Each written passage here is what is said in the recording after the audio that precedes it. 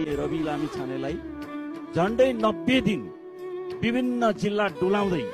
अपमान यातना दिने काम गरियो। त्यस्तै अपराधमा मुछिएका नेपाली कांग्रेसका नेता, उपसभापति, नेकपा एमालेका सांसद, उहाँको श्रीमती, थुप्रै यस्ता व्यक्तिहरूलाई कुनै कारबाही भएन, कुनै उनीहरूले बेहोर्नु परेन।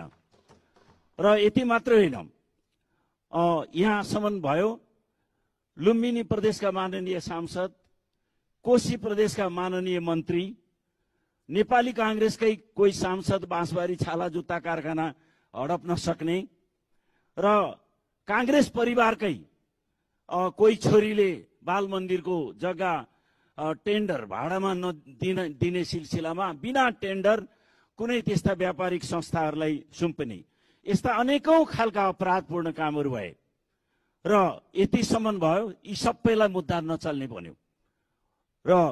रवि लामिछानेलाई मुद्दा चल्ने, अरूलाई चाहिँ मुद्दा नचल्ने